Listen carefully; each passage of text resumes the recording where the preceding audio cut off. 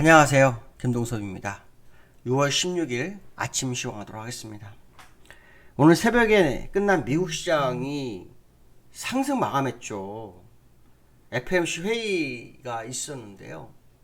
연준이 1994년도 11월 이후로 28년 만에 자이언트 스텝을 했습니다. 0.75. 저는 사실은 어저께 라이브에서도 1% 정도 하는 게 좋겠다고 했는데요. 일단 0.75%를 했어요. 그런데 미국 시장은 상승을 했습니다. 상승한 이유는 물가를, 그러니까 이번 금리 인상이 물가 안정에 도움이 될 것이라는 어떤 기대감 이런 것들이 시장에 반영이 됐다고 하네요. 근데 중요한 것은 뭐냐면 물가가 잡히지 않았다는 겁니다. 그러니까 기대감일 뿐이지 아직 물가에 대한 정확한 지표는 나오질 않고 있다는 거죠. 좀 더 시간이 필요한 거다. 저는 아마도 이 상황이 오늘 밤 미국이 만기죠. 만기 때문에 만기 영역권에 대한 어떤 움직임이 있는 것이 아닌가 이런 생각을 좀 해보고 있고요. 제롬 파월은 금리 인상을 한 후에 이런 얘기를 합니다. 오늘 올리는 것은 흔한 조치가 될 거다. 기대하지 않는다. 이런 식으로 얘기를 했다고 하네요. 그 얘기는 뭡니까? 앞으로 금리 인상을 이 정도 또 할 수 있다는 얘기를 알려준 거죠. 그러니까 미리 시장에서 겁먹지 마라. 그런 얘기를 하고 있습니다. 이제 중요한 건 뭐냐면 이걸 이제 시장이 좋게 받아들였다는 거죠. 제가 볼 때 5일 연속으로 빠졌기 때문에 아마도 일단 그 주가 하락에 대한 불안감, 예? 그러니까 금리 인상에 대한 불안감이 주가를 하락시켰고 이제 막상 금리 인상하니까 약간 올린 정도로 해석하시는 거지 추세 반전으로 봐서는 안 될 거다라고 보면 될 것 같고요. 이 연준 회의가 끝나면 그 연준 의원들이 점도표를 만들거든요. 그 점도표를 보면 그 올해 금리 목표치가 3.4% 나오더라고요. 3.4%. 지금 현재 1.75죠. 그러면 현재 미국이 4번 남았어요. FOMC가. 그러면 1.75를 더 올린다는 건데 그렇게 되면 0.75가 한 번 있다면 0.75, 0.5, 0.2, 0.6 이렇게 가는 거고요. 0.5로 간다면 0.5가 앞으로 3번을 더 하고 0.25가 하는 거고요. 근데 저는 0.5가 최소 4번은 돼야 될 거라고 보거든요. 근데 만약에 0.5가 0.75를 한 번 더 한다면 0.5가 3번 정도. 그래서 3.4가 아니라 4 근접한 정도에 끝나고 내년 3월까지 한 2번 정도 더 올라와서 거의 4.5 정도 되지 않을까 이 생각을 하고 있는데 어느 게 맞는지 모르겠어요. 중요한 건 뭐냐면 금리 인상은 지속될 거다라는 것을 의미하고 있고 인플레이션이 잡히지 않는다면 제롬 파월이 말한 것처럼 흔한 조치가 아닌 그러니까 흔한 조치가 계속되는 그런 상황이 될 수 있다는 거예요. 무슨 말이냐면 0.75, 0.75가 계속 갈 수 있죠. 계속 갈 수도 있습니다. 근데 어저께 벤 버냉키 의장이 그런 얘기를 하더라고요. 1970년대 같은 인플레이션은 오지 않을 거다. 그걸 어떻게 알아요? 아무도 몰라요. 근데 저는 이런 생각을 합니다. 그 당시에는 사람도 많이 없었고요. 1970년대면 지금부터 몇 년 전입니까? 50년 전이에요. 40년, 50년. 그렇죠? 40년에서 50년 사이에요. 그 당시 인구가 얼마나 됐을까요? 지금처럼 그렇게 인구가 많았을까요? 그렇지 않았을 거 아니에요. 그때 돈 풀린 게 지금만큼 돈이 풀렸을까요? 그렇게 안 풀렸어요.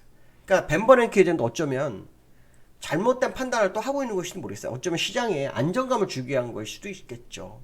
그러니까 저는 그때보다 돈이 엄청 많이 풀렸고 그때보다 사람이 엄청 많은데도 이런 일이 벌어지고 있다는 거예요. 인플레이션이. 사람이 많다는 것은 뭡니까? 소비도 그만큼 하는 사람이 많아지니까 어떻게 했어요? 가격이 올라갈 수밖에 없죠. 그러니까 그때하고 다르다라는 건 말이 안 된다. 이렇게 말씀을 좀 드리고 싶고요. 미국이 일단은 금리 인상을 했기 때문에 일단 앞으로 인플레이션의 흐름에 대해서 한번 생각을 해봐야 되겠죠.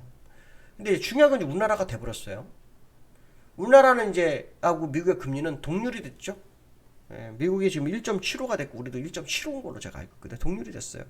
이제 7월 달에 우리나라는 6월 달에 그 금통위가 없어요. 우리나라 금통위가 7월에 있습니다. 그러니까 7월 달에 우리나라가 금리를 어떻게 할 거냐 이 싸움이 됐습니다. 미국은 지금 보니까 자이언트 스텝 한 번 더 활용이 높죠. 그러면 우리나라는요. 자이언트 스텝을 해야 됩니다. 0.75.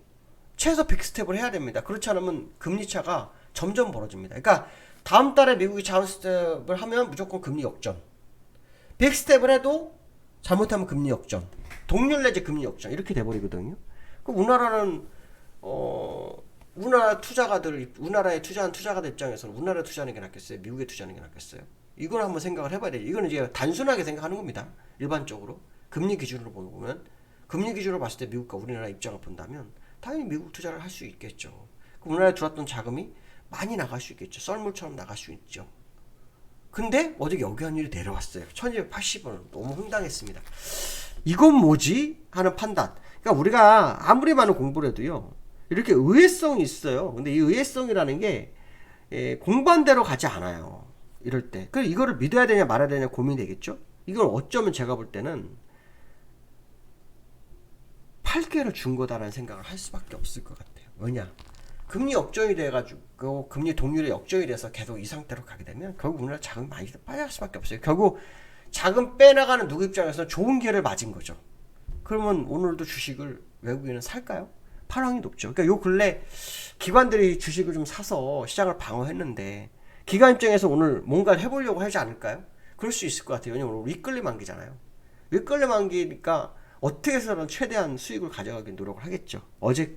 그저께 2200 매수, 어저께 600원 매산 기관 입장에서는 이 타임을 놓치지 않으려고 할 것 같아요. 근데 이제 외국인은 어떨지 한번 봐야겠죠. 가끔 외국인이 가만히 있을 때도 있더라고요. 근데 이제 문제는 삼성전자인데, 그럼 좀 이따 말씀드리도록 하죠. 네, 삼성전자까지 이야기해요. 삼성전자인데요. 삼성전자가 오만전자예요. 오만전자를 갈 확률이 높아졌어요. 근데 이 삼성전자를 내린 게 누구냐면 외국인인 거 아시죠? 그러니까 외국 오늘 기관은 또 동시효과에 확 뛰어올려가 한 1%, 1.5% 땡겨서 아마 또 주가를 방어하려고 하는데 그거를 또 기관 외국 입장에서는 또 8개로 바라버릴 수도 있거든요. 그러니까 외국 기관이 도와주는 형국이 되는데 이거 오늘 한번 보셔야 될 것 같습니다. 차트를 한번 보겠습니다. 일단 미국 1%, 다우 1%, 나스닥 2.5% 예, 상승한 모습이죠. 차트를 보시면 뭐 별 의미 없어요. 예. 일단 5일선 미치고요. 근데 보통 있잖아요. 이 일목균형표를 이렇게 상승하는 때는 횡보를 하는 경우가 굉장히 많아요. 오랜 기간. 만약 상승을 하려면. 아니면 더 밀어버리든가. 제가 아는 기술적으로 일목균형표가 여기서 바닥이 나올 수가 없는 자리거든요. 그러니까 한번 더 지켜보도록 하겠습니다. 제 예상으로 본다면 일목균형표 사고는 상당히 부담스러운 자리입니다. 근데 이걸 지금 믿어달라고 하니까 할 말이 없는데 한번 좀 지켜보도록 하겠습니다. 나스닥도 마찬가지거든요. 나스닥은 그나마 추세선의 바닥이 보이죠. 그렇죠? 추세선 일목으로도 좀 보이는 부분이 있어요. 예, 그런데 분명한 것은 뭐냐면 나스닥은요. 기술적 분석이 잘 안 먹히는 시장이기도 합니다. 지금까지 기술적 분석 하시면서 왜요? 과거 사례를 보면 주가 상승할 때 나스닥 지수가 정말 맞추기 힘들었거든요. 다우는 어느 정도 나오는데 나스닥이 정말 안 나왔었거든요. 근데 나중에 보면요, 다우가 끝나고 시장 끝나고 나스닥이 끝나지 않았습니다. 다우에 맞춰졌거든요. 그러니까 지금 다우를 보는 게 맞습니다. 나스닥은 뭔가 저쯤처럼 보일지 모르겠지만 나스닥을 보는 게 더 다우를 보는 게 정답이라는 거 꼭 아시면 됩니다. 오랫동안 시장을 추적해본 결과 중에 하나라고 보시면 될 것 같고요. 삼성전자. 자, 어저께 추세선이라 살았다 다시 죽었다 다시 오늘 또 한번 또 시동 걸겠죠? 한번 봐야 될 것 같습니다. 어떻게 될지. 근데 여기서 어저께 그 삼성전자 외국인들의 모습을 좀 볼까요? 삼성전자들이 어제 400만 주 팔았어요. 어저께. 프로그램도 제법 팔았던 걸로 제가 기억하는데. 안 나오네요. 지나갔는데. 삼성전자 어저께 외국인이 400만 주 또 팔았어요. 그러면 여기서 기관이 또 금융투자업자만 사죠? 그러니까 지금 금융투자업자가 해보겠다 이런 얘기를 하는 것 같아요. 네, 당주. 금융투자업도 약간 끈덕진 부분이 좀 있어요. 근데 얘들은 이제 아마 미니 선물과 옵션 다 연결돼 있어서 그런 건데 오늘 아마 기관들이 좀 움직이겠죠. 움직일 확률이 높다고 봐요. 근데 뭐 답은 결과는 봐야 되겠지만 외국인 입장에서는 땡큐가 되는 거고요. 어차피 외국인 입장에서는 환율이 내려오면 나가는 게 더 좋아지는 거거든요. 그러니까 환율이 내려왔다고 좋아할 상황도 아니죠. 근데 환율로 따져도 국내 지수가 맞지가 않아요. 2591일 때 1207원이었단 말이에요. 지금 1277원, 80원 정도 여기거든요. 그러면 70원이 더 높은 거잖아요. 70원을 따져도 지금 지수 2440원 높은 겁니다. 그러니까 이거는 안 맞는 거니까요.